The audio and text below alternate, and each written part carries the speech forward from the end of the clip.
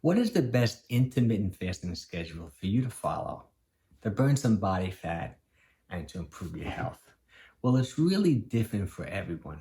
See, what I like to do is every Sunday night, I like to plan out my intermittent fasting schedule, my workout, and kind of like my diet plan for the whole week coming up, depending upon what's going on in my life for that week. See, I know next weekend, I'm going to be visiting my son at college.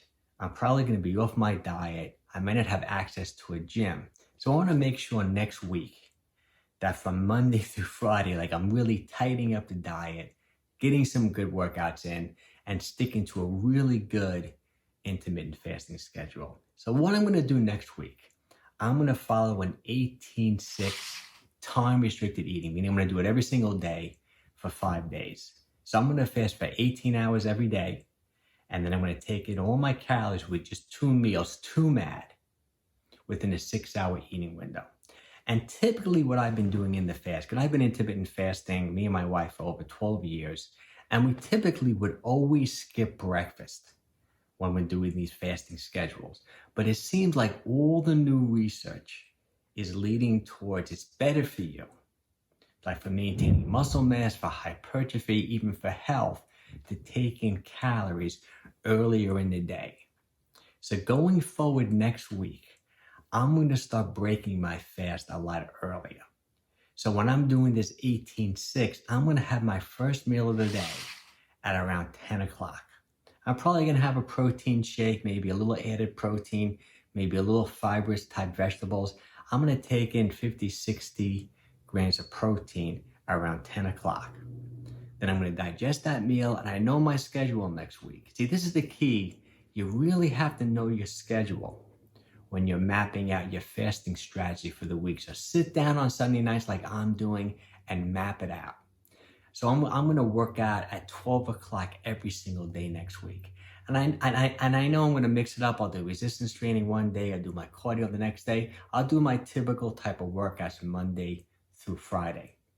And then when I get home from work, I'm going to have much more of an earlier dinner. I'm going to maybe have my second meal around 4:30 every single day. Whereas typically when I would do an 18-6, I break my fast like 1, 2 o'clock in the afternoon. Then I have kind of like a late dinner, then fast 18 hours the next day. But I'm going to change that up this week and see how it goes. I'm going to also take notes because the research is indicating that when you take in protein earlier in the day, it's going to help you put on muscle and maintain muscle mass. So I'm going to see by me taking calories in early, especially protein earlier, do I have more strength in the gym? So I'm going to really take notes on that. Now, I'm also going to make sure that I don't eat too many carbohydrates next week. I'm going to keep my carbs below 100 grams because I'm also a big believer in a low-carb, whole natural food diet. I think for most people, it really is the best way to maintain an optimal weight and maintain good health. And then I'm going to strive for about 150 grams of protein every day. So if I take in 50, 60 at 10 o'clock, I'm going to make sure I get in at least maybe 90, 100 grams of protein in the evening. And that's going to be my 5-day schedule. But then when it comes to next weekend, I know I'm going to be away visiting my son at college. I'm going to stick to an OMAD. I'm going to eat 1 meal a day.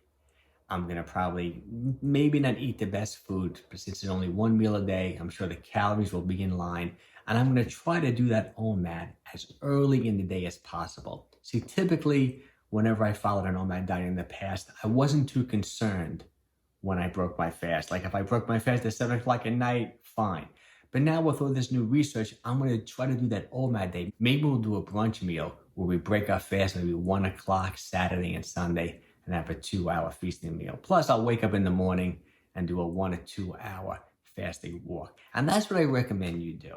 There's no right intermittent fasting schedule for anyone.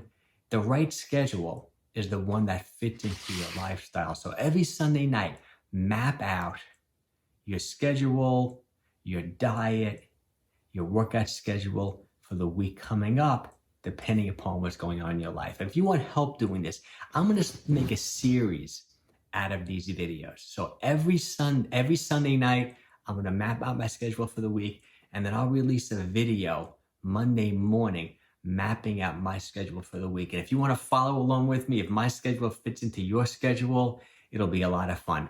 Leave a comment below this video if you want to join in. Plus, I just did a live stream analyzing 7 different studies on intermittent fasting, talking about why it might be better to break your fast earlier in the day.